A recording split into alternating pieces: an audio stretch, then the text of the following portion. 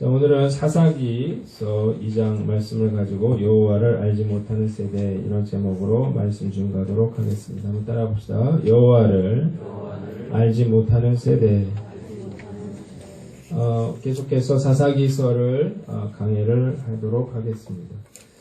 오늘 본문을 다 읽진 않았어요. 6절부터 원래 끝까지 다 이제 읽어야 되는데 우리 설교 중간에 우리가 확인하도록 하고, 자, 우리가 읽은 본문은 사사시대의 원인이 뭐냐, 그리고 그 사사시대의 결과는 무엇인가를 우리에게 보여줍니다. 왜 사사시대가 일어났는가, 그리고 그 결과 어떻게 됐는가가 오늘 본문에 나와 있습니다. 제가 말씀을 전하면서 이 나라 민족이 이 이스라엘의 사사시대와 참 유사한 그런 상황 가운데 있다, 그렇게 말씀을 드렸는데요.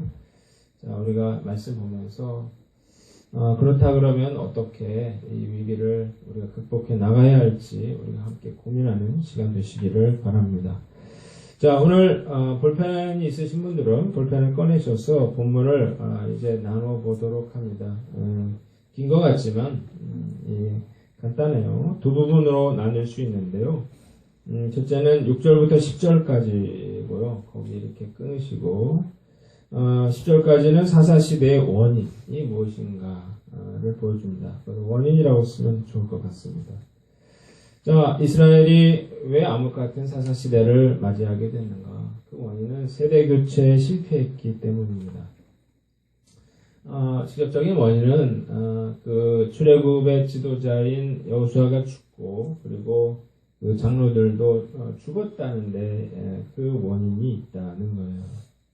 자, 그 이후에 그 여호와가 누군지 모르는 사람들, 그리고 그 하나님이 하신 일이 무엇인지 모르는 그런 다음 세대가 일어나게 됐다고 오늘 본문은 기록을 하고 있습니다. 두 번째는 11절부터 23절까지인데요. 여기에는 그 위에 뭐라고 쓰시냐면 결과라고 써보세요. 세대교체 실패했어요. 그 결과가 무엇이었나 라고 하는 겁니다. 이제 11절로 13절을 이렇게 괄호로 묶어보세요. 그 위에 죄라고 한번 써보십시오. 그리고 한번 같이 읽어보겠습니다. 11절로 13절 한번 읽어보겠습니다. 시작. 이스라엘 자손이 여호와의 목전에 악을 행하여 바알들을 섬기며 애굽 땅에서 그들을 인도하여 내신 그들의 조상들의 하나님 여호와를 버리고 다른 신들 곧 그들의 주위에 있는 백성의 신들을 따라 그들에게 절하여 여호와를 진노하시게 하였으되 곧 그들이 여호와를 버리고 바알과 아스타롯을 섬겼으므로. 자, 오늘 보니까 뭐라고 했어요? 하나님 앞에서 악을 행했대요. 바알들을 섬겼대요. 자, 그래서 하나님을 진노하게 했다, 그렇게 말하고 있습니다. 자, 하나님을 모르는 사람들, 모르는 세대들이 하나님 행하신 일이 무엇인지를 모르는 세대들은 곧 뭐에 빠졌습니까? 죄악과 우상숭배에 빠져들었다는 겁니다. 자, 참 어이없는 일이죠. 하나님이 그 가나안 백성을 진멸하라고 하신 목적이 뭐예요? 그 우상숭배를 멈추게 하려고 한 거였는데 오히려 이스라엘 백성들이 죄에 빠져들었습니다. 두 번째는 14절로 15절인데요. 그걸 괄호로 이렇게 묶고 그 위에다 징계라고 한번 써보세요. 한번 그리고 같이 읽습니다. 14절로 15절 읽습니다. 시작. 여호와께서 이스라엘에게 진노하사 노략하는 자의 손에 넘겨주사 그들이 노략을 당하게 하시며 또 주위에 있는 모든 대적의 손에 팔아 넘기심에 그들이 다시는 대적을 당하지 못하였으며 그들이 어디로 가든지 여호와의 손이 그들에게 재앙을 내리시니 곧 여호와께서 말씀하신 것과 같고 여호와께서 그들에게 맹세하신 것과 같아서 그들의 괴로움이 심하였더라. 자, 두 번째는 징계입니다. 하나님이 진노하셔서 그래서 어떻게 했어요? 노력하는 자의 손에 이스라엘 백성들을 넘겨줍니다. 대적하는 자의 손에 넘겨주게 돼요. 그래서 이스라엘 백성들이 괴롭힘을 당하고 또 도망하게 되고 핍박을 받게 됩니다. 여기 본문 보니까 뭐라고 했어요? 어디로 가든지 여호와의 손이 그들에게 재앙을 내리셨다고 했어요. 근데 이것은 뭐라고 했습니까? 여호와께서 말씀하신 것과 같다. 이건 신명기서 28장을 말하는 거예요. 신명기서에 내가 하나님 말씀을 지키고 행하면 뭐라고 했어요? 내가 들어와도 복을 받고 나가도 복을 받고 떡 반죽 그릇까지 복을 받으리라고 하는 그런 축복의 말씀 뒤에 뭐가 있어요? 저주의 말씀이 있죠. 내가 나를 떠나고 죄악 가운데 거하면 네가 들어와도 저주를 받고 나와도 저주를 받고 내 자녀가 저주를 받고 또 내 떡 반죽 그릇까지 저주를 받을 것이다 라고 하시니까 하나님의 그 말씀이 성취되었다는 겁니다. 세 번째는 18절인데요. 18절에 괄호를 치시고 그 위에 회개와 구원이라고 한번 써보십시오. 그리고 18절을 같이 읽겠습니다. 시작. 여호와께서 그들을 위하여 사사들을 세우실 때에는 그 사사와 함께 하셨고 그 사사가 사는 날 동안에는 여호와께서 그들을 대적의 손에서 구원하셨으니 이는 그들이 대적에게 압박과 괴롭게 함을 받아 슬피 부르짖음으로 여호와께서 뜻을 돌이키셨음이거늘 그랬습니다. 자, 이런 핍박과 고통, 들어와도 재앙이 임하고 나와도 재앙이 임하고 도저히 살 수가 없게 됐어요. 그래서 어떻게 해요? 그들이 비로소 하나님 앞에 무릎 꿇고 하나님의 도움을 구하게 됐어요. 하나님의 이름을 불렀다고요? 그랬더니 좋으신 하나님이 어떻게 했어요? 그 기도를 들으시고 사사를 세우시는 거죠. 그래서 그 이방 민족들의 그런 공격, 노역질, 대적질 이런 것들로부터 그들을 구원해 주십니다. 그러면요, 하나님이 이렇게 구원해 주셨으면 제대로 좀 살아야 되겠죠. 그런데 16절, 17절 이렇게 묻고 그 위에 죄와 불순종이라고 한번 써보십시오. 16절로 17절 같이 한번 읽어보겠습니다. 시작. 여호와께서 사사들을 세우사 노략자의 손에서 그들을 구원하게 하셨으나 그들이 그 사사들에게도 순종하지 아니하고 오히려 다른 신들을 따라가 음행하며 그들에게 절하고 여호와의 명령을 순종하던 그들의 조상들이 행하던 길에서 속히 치우쳐 떠나서 그와 같이 행하지 아니하였더라. 자, 하나님이 구원해 줬어요. 그럼 감사하고 또 이제 믿음을 가지고 살아야 되는데 구원해 주셔서 평안이 왔어요. 그리고 많은 것들을 소유하게 됐어요. 그러자 다시 한번 어떻게 해요? 불순종하게 되는 거죠. 그래서 하나님 말씀에 순종하지 아니하고 죄와 우상을 쫓았더라는 거예요. 자, 하나님이 세워주신 사사의 말도 듣지 않는 그런 이스라엘 백성들의 죄를 보게 됩니다. 자, 이게 반복됐다는 거예요. 우리가 앞으로 3장부터 보게 될 내용은 이게 계속 반복이 되는 거예요. 계속 죄짓고 하나님이 징계하시고 부르짖었어요. 하나님이 구원하셨어요. 그랬더니 다시 죄짓고 다시 징계가 임하고 다시 하나님이 그들이 회개하고 다시 구원해주고 다시 죄짓고 이 이야기가 계속 반복되더라는 겁니다. 자, 저는 본문을 통해서 한 가지만 말씀드립니다. 우리가 믿음과 신앙을 계승하라는 겁니다. 따라합시다. 믿음과 신앙을 계승하라. 이스라엘의 실패는 뭐에서 왔나요?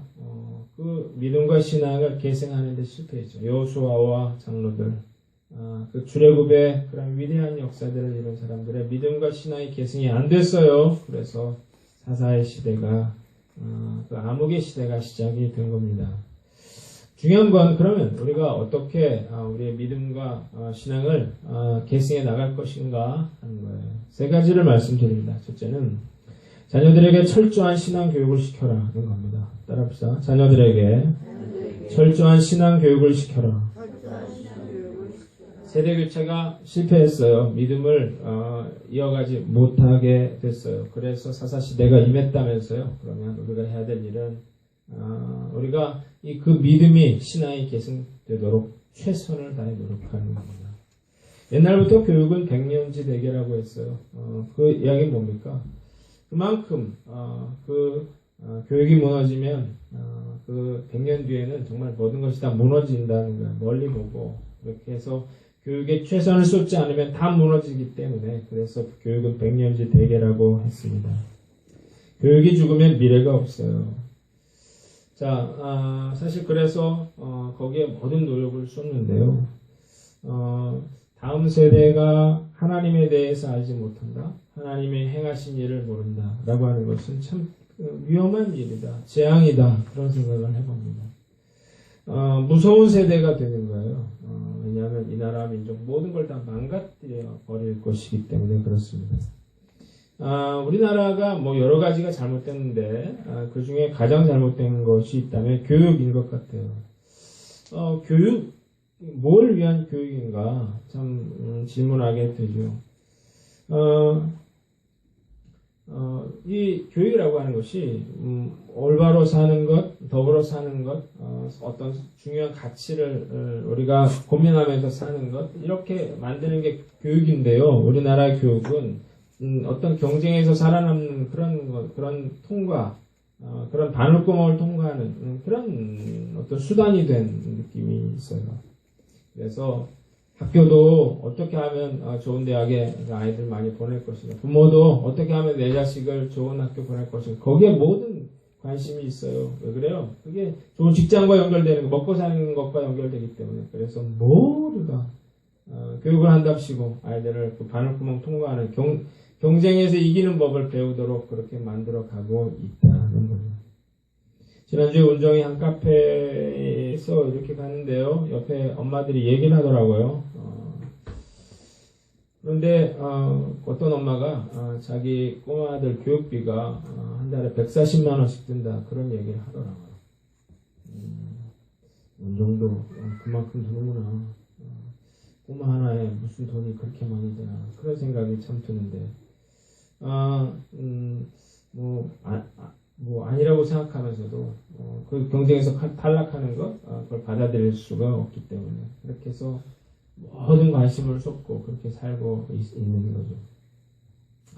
자, 문제는 그 교육을 이끌어가는 지도자들의 생각이 잘못되어 있다고 봅니다. 교실이 다 무너졌단 말이죠. 일반 학교. 그래서 수업 시간에 잠만 자거나 또 교실을 뛰어다니거나 이런 춤을 추거나 이런 학생들을 수업을 방해하는 학생들이 많대요. 그래서 선생님들이 하나만 부탁한대요. 그냥 자라. 자라. 방해하지 말아달라. 그러면 5분에 한 4 정도가 잠을 잔다. 엎드려서.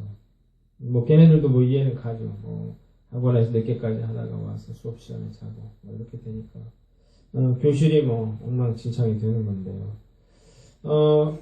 제지하려 그래도, 대드는 학생이 무서워서 그냥 놔둘 수밖에 없다. 그렇게 교사들이 이야기를 하고 있습니다.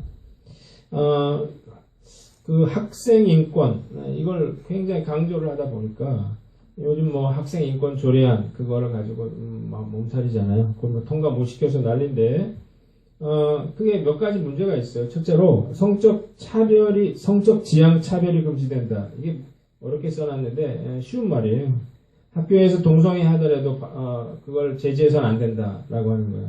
둘째로, 임신, 출산 차별이 금지된다. 중학생, 고등학생들이 임신하더라도, 출산하더라도, 그거에 어떤, 손해를 보면 안 된다. 세 번째, 학생들이 학교 안팎에서, 마음대로 집회를 열거나 참여할 권리가 있다. 넷째로 기독교 학교라도 예배를 드릴 수 없고 성경을 배우면 안 되고 그리고 그 아이들에게 전도를 하면 안 된다라고 하는 걸 법으로 정하는 거예요. 전적으로 잘못됐죠. 왜 그렇습니까? 이게 하나님 말씀과 상치되기 때문에 잘못된 거예요. 학생의 인권을 보장한다는 게 아니고 곧 죄를 정당화하는 그런 말이 되기 때문입니다. 성경은 뭐라고 말했어요? 동성애가 죄라고 했어요. 또 혼전, 임신, 출산, 간음죄라고 했습니다. 낙태는 살인이라고 했어요.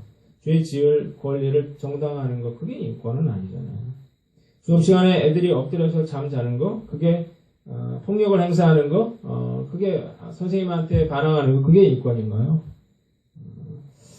학생들의 인권을 보장한다고 하면서 교사들의 교권을 떨어뜨렸어요. 그래서 더 이상 아이들은 선생님을 무서워하지 않아요. 누굴 무서워합니까? 그 반에 그런 일진, 그런 아이들을 무서워하게 됐죠.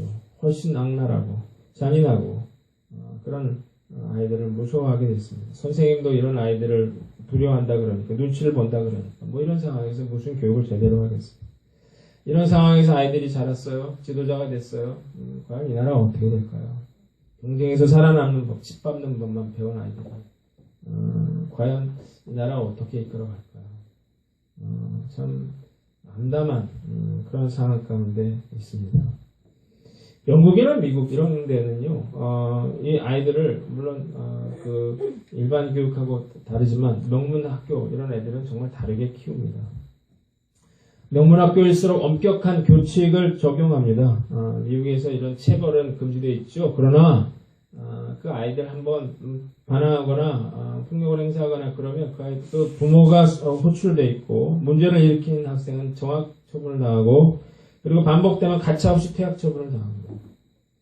함부로 그런 일을 절대로 하도록 내버려 두지를 않아요. 뭐 영국의 명문 이튼 칼리지 뭐 이런 학생들은 그런 검소한 생활, 딱딱한 나무 침대, 엄격한 훈련 이런 것들을 받게 하는 거죠. 금성고등학교 애들 보면서 답답한 건 걔네들 뭐 사귄 애들이 되게 많단 말입니다. 학교에서 애정, 뭐 스킨십 이런 것들 내버려 두는 게 참 신기한데 민사고 같은 학교는 그러다 걸리면 정학이에요. 왜 그렇게 하는가? 왜 이런 차이가 나나요? 우리가 고민해야 되는 거죠. 우리가 이런 상황에서 자녀들이 우리 아이 알아서 잘 크겠지? 말도 안 되는 이야기죠. 시대가 바뀌었습니다. 그래서 사람들이 돈 많은 사람들이 어떻게 하느냐를 잘 살펴봐야 돼요. 강남으로 길을 쓰고 가는 이유가 아무리 전세가 비싸도 거기 가서 사는 이유가 교육 때문에 가는 거거든요. 제 친구 하나가 변호사인데 그 학교를 설립했더라고요. 유치원을. 공동학교. 변호사 의사들 모여가지고. 요즘 뭐 어린이집 난리잖아요. 그 부모들이 출자를 돈을 내서 몇 천만 원씩 투자하면 되잖아요. 투자해가지고 그 학교를 세워서 그 부모들이 직접 선생님들을 뽑고 그렇게 관리하는 공동학교들이 늘어나고 있다고 합니다. CCTV 거기다가 뭐 라이브 앱으로 설치하면 되겠습니까? 안 보이는 데서 하면 되죠. 이런 상황에서 그냥 학교가 애들을 잘 키워주겠지. 이건 아니다. 그렇다고 우리가 세상 아이들처럼 그렇게 키울 능력이 됩니까? 그런 상황이 됩니까? 그것도 안 되잖아요. 그러면 어떻게 할 거냐는 거죠.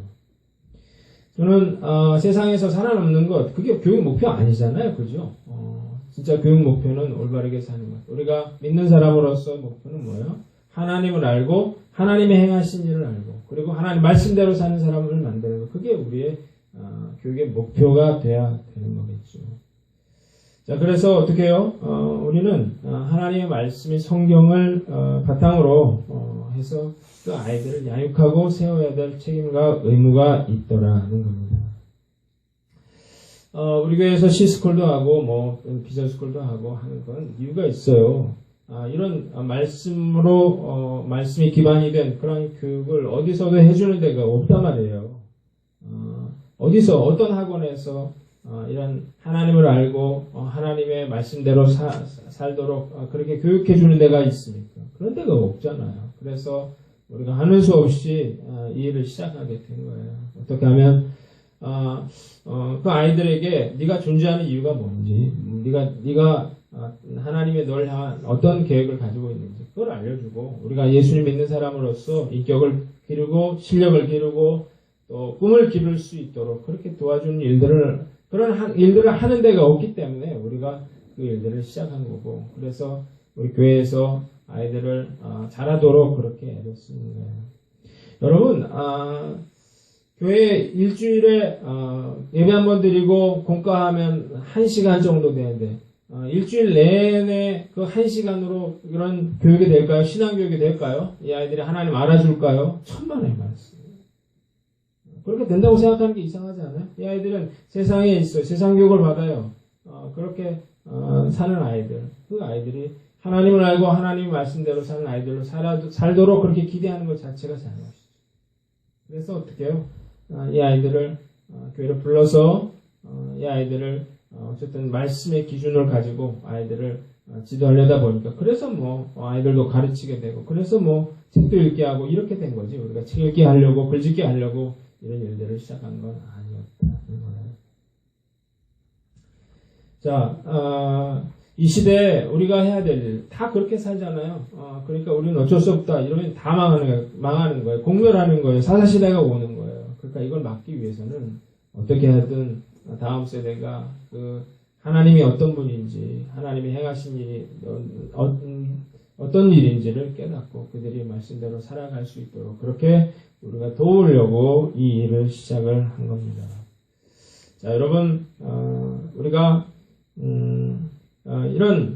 우리 자녀들을 이런 하나님의 말씀대로 키워야 할 책임과 의무가 있다는 사실 분명히 알고요. 그리고 우리가 일을 감당하지 않으면 우리 다음 세대는 정말 어떤 일이 벌어질지 모르고 참 위험하고 참 어려운 상황 가운데 있다는 사실 분명히 깨닫고 우리가 우리 자녀들을 양육하는 저와 여러분들 되시기를 주님의 이름으로 축원합니다. 두 번째는 지도자를 세워라는 겁니다. 한번 따라합시다. 지도자를 세워라. 자, 7절을 보면 백성들은 여호수아와 장로들이 살아있을 때는 하나님을 잘 섬겼어요. 그런데 여호수아가 죽었어도 그 말씀을 떠나지 않았습니다. 그런데 그 여호수아와 함께했던 장로들까지 다 죽어버리자 그때 하나님을 떠났다는 거죠. 자, 이 여호수아의 가장 큰 실책은요, 장로들의 실책은 후계자를 세우지 못했다는 데 있습니다. 모세는요, 그 여호수아를 세웠죠. 그래서 여호수아를 세마게 두고 그리고 그를 가르쳤어요. 그래서 모세가 죽어도 그 리더십에 공백이 없었어요. 자, 그런데 여호수아는 그 옆에 아무도 없어요. 자기는 잘했지만 그러나 그 다음 세대를 이끌어나갈 지도자를 못 세웠기 때문에 그가 죽고 장로들이 죽었더니 결국 하나님을 떠나게 되는 암흑 시대가 되는 그런 상황을 보게 됩니다. 자, 우리가 중요한 것 반드시 이런 다음 세대를 이끌어나갈 지도자를 우리가 세우는 일들을 우리가 사명으로 알고 그 지도자를 세워야 된다는 겁니다. 어제 축구 보셨나요? 아시안컵 결승전. 그 TV가 저희 집에 없어가지고 정말 요만한 스마트폰으로 그거 보다가 그 1대0으로 지고 있었잖아요. 근데 후반 거의 50분이 됐나요? 막판에 골을 넣었고 하도 소리를 질러가지고 목이 다 줬어요. 저도 정말 극적으로 그 동점골을 넣고 연장에 가서 참 아깝게 석패를 했는데요. 참 불과 6개월 전만 해도 브라질 월드컵에서 1무 2패 하던 팀 아닌가요? 진짜 무기력한 뻥 축구하던 그런 팀이었는데 진짜 많이 달라졌다. 그렇게 몰리고 있는데도 진다 포기하지 않고 끝까지 최선을 다해주는 그런 모습을 보니까 참 기분이 좋더라고요. 졌지만 마음이 뭔가 후련한 참 뭔가 희망을 국민들에게 안겨준 게 아닌가 그런 생각이 들었어요. 제가 사실 그런 축구 시합에 기도 잘 안 하는데 이번에 기도를 좀 열심히 했어요. 하나님 세월호 사건도 있고 우리나라 뭘 해도 안 되는데 좀 이번에 어떤 뭔가를 좀 우리가 격려가 되고 위로가 되는 그런 뭔가를 좀 보여주십시오. 특히 예수 잘 믿는 차범근 아들 차두리를 통해서 공 한번 넣게 해주시고 내 기도를 했는데 어쨌든 아깝게 준우승에 머물렀다고요. 이렇게 된 이유가 뭐냐? 6개월 만에 어떻게 바뀌었냐?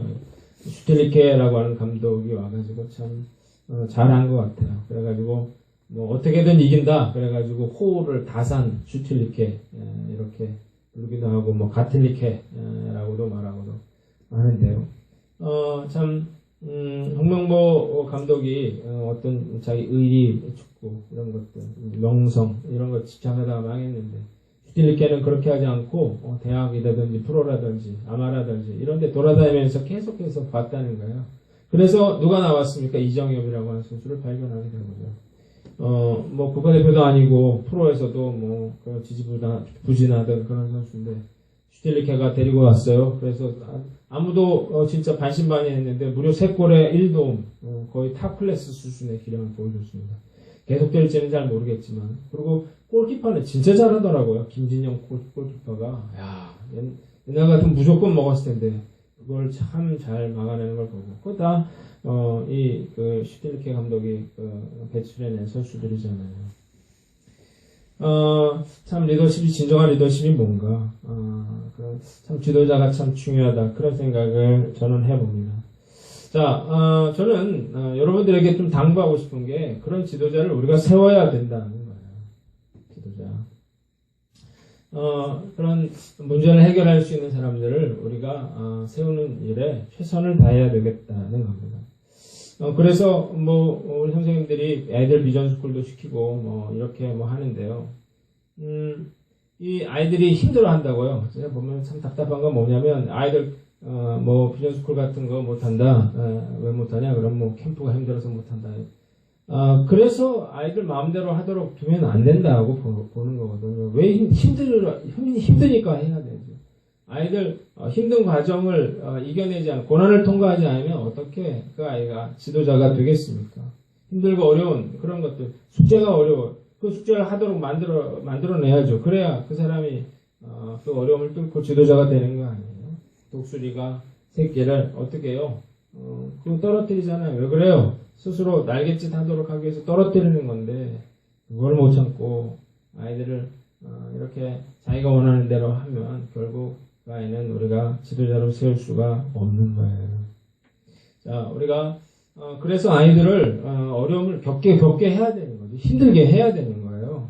그래서 이 경쟁력을 기르도록 이런 세상에서 정말 이런 희망이 안 보이는 세상에서 굴하지 않고 믿음으로 치고 나갈 수 있는 그런 사람들을 길러내야 되는 거 아니겠어요? 여러분들이 우리가 이 마음 가지고 좀 힘들다 못한다 그런다 포기할 게 아니라 이걸 말이죠. 만약에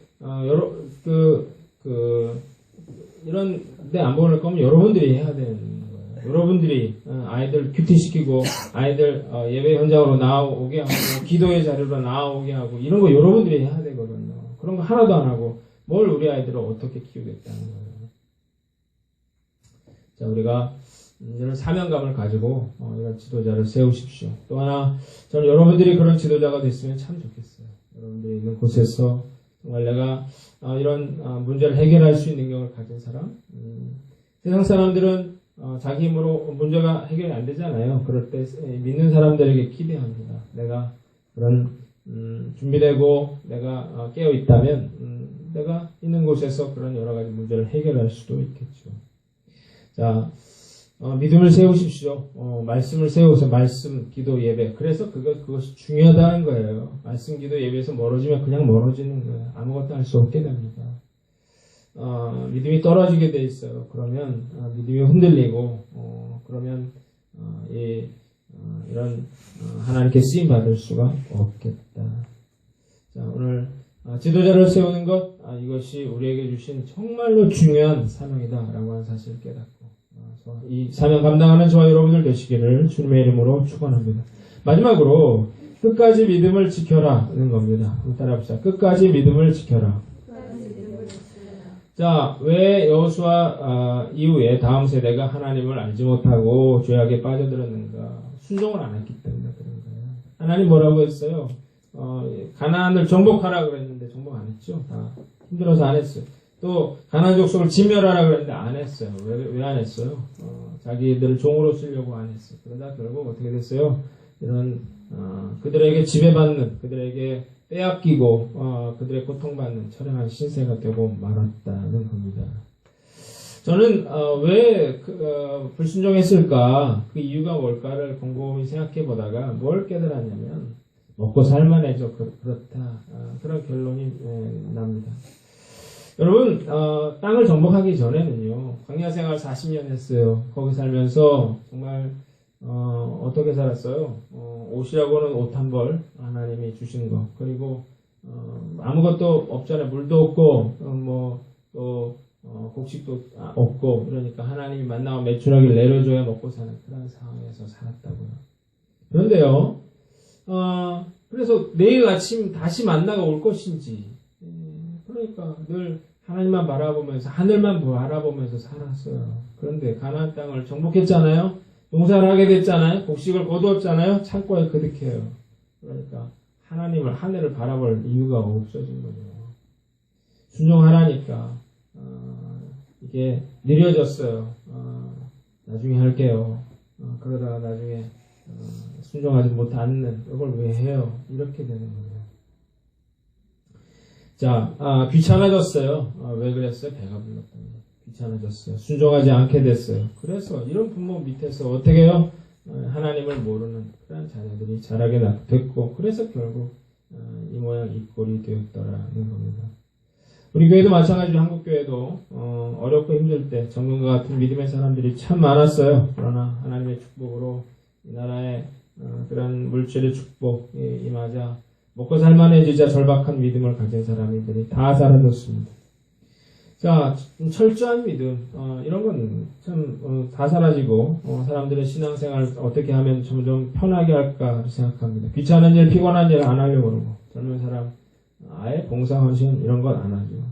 어떻게 하면 주일날 편하게 예배드리고 놀 것인가, 내가 하고 싶은 일을 할까. 축복에는 관심이 많지만 십자가라든지 헌신이라든지 이런 데는 관심이 없다고요.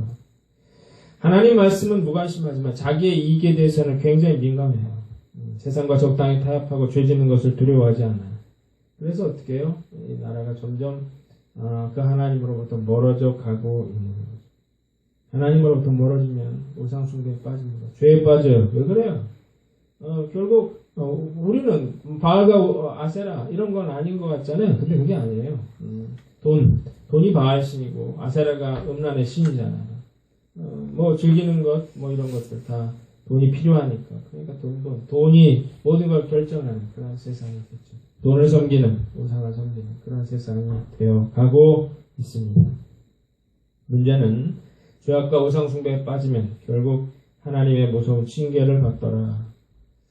자, 여러분 제가 이렇게 보니까요, 신앙생활을 두 패턴으로 하는 사람들이 있어요. 하나는 선순환의 패턴이고 하나는 악순환의 패턴입니다. 선순환의 패턴은 믿음을 갖는 거죠. 은혜의 자리에 있는 거예요. 말씀, 기도, 예배의 삶을 사는 거예요. 그래서 마음에 소원하는 바가 생기고, 그래서 하나님 앞에 기도했더니 하나님이 응답을 해줘요. 너무 감사하고 기뻐서 하나님 제가 너무너무 기쁩니다. 주님을 위해서 뭘 할까요? 그러다 보니까 하나님 계속해서 뭔가를 또 기도 응답을 주고 그 사람의 간증거리가 쌓이는 그런 사람들이 있어요. 반대로 이런 악순환의 패턴을 가진 사람들은 사사기의 패턴이죠. 내 마음대로 하는 거죠. 내 멋대로. 내가 하고 싶은 대로 살다가 고난이 오면, 역경이 오면 버티다가 죽을 것 같으면 그제서야 하나님 앞에 부르짖죠. 하나님 좋으신 분이기 때문에 부르짖으면 응답해 줍니다. 살려줘요. 은혜를 베풀어 줍니다. 먹고 살만해지면 다시 교만해지고 다시 반항하게 되고 하나님을 떠나게 되고, 그러다가 하나님의 진노 아래 어려운 일을 당하면 그제서야 버티다 안 되면 그제서야 다시 하나님 앞에 엎드려요. 하나님 살려주세요. 그러면 하나님이 또 은혜를 주시고 또 살려주시면 또 먹고 살만해지면 다시 반항하게 되고 다시 불순종하게 되고, 그래서 어떻게 또다시 징계를 받는 이 악순환이 패턴이 계속되더라는 거예요. 나는 어떻습니까? 나는 어떤 패턴의 신앙생활을 하고 있는가? 죄짓고 징계받고 또 회개하는 그런 패턴으로 살고 있습니까? 아니면 내가 하나님의 은혜를 구하며 감사하고 또 순종하고 그래서 또 감사하는 그런 패턴의 신앙생활을 하고 있습니다. 자, 우리가 어떤 선택을 하든 여러분들의 선택이고요. 그건 누구를 원망할 게 아니죠. 그러나 악순환의 선택을 하는 건 너무 어리석고 참 비참한 일이 아닙니다. 저는 말씀을 묵상하면서 작은 것에 순종하라 하는 겁니다. 한번 따라서 작은 것에 순종하라. 처음부터 불순종한 게 아니에요. 작은 것부터 무너져 나가는 거죠. 작은 것부터 내가 말씀 읽는 것부터, 기도하는 것부터, 예배의 자리를 떠나는 것부터 시작하는 거예요. 작은 것들 하나씩 해서 어떻게 해요? 큰 둑이 무너지게 되어 있는 거예요. 나중에는 순종하는 게 또 손해라고 생각하게 되고 결국 이런 영적인 암흑기에 빠져든다는 걸 깨닫고 작은 일에 여러분들이 순종하는 저와 여러분들 되시기를 바랍니다. 또 하나는 온전한 믿음을 가져라 하는 겁니다. 따라합시다. 온전한 믿음을 가져라. 자, 왜 무너졌습니까? 그 가나안 땅을 진멸하라고 했잖아요. 그거 안 했단 말이죠. 오늘 하는 데까지 했어요. 그래서 무너졌습니다. 자, 내가 생각해 보는 거죠. 내가 순종하고 싶지 않은 영역은 뭔가? 내가 진멸해야 될 부분은 뭔가요? 내가 예수님 제자로서 부끄러운 부분은 뭔가요? 그게 돈 문제인가요? 사람들과의 관계인가요? 성적인 문제인가요? 방탕한 삶인가요? 내가 하나님 앞에 순종하지 못하는 그 부분을 해결해 나가야만 하나님이 내가 무너지지 않을 수 있다는 거예요. 자, 말씀 마치겠습니다. 오늘 우리가 위기 가운데 있다. 그래서 우리가 해야 될 일은 어떻게든 어떻게요. 이런 그런 물결을 거슬러 올라가려는 노력을 해야 되겠다는 거예요. 하나님을 모르는 다음 세대가 이어져서 사사기와 같은 암흑 시대가 되지 않고 다시 한번 부흥의 시대, 은혜의 시대를 구하는 저와 여러분들 되시기를 주님의 이름으로 축원합니다.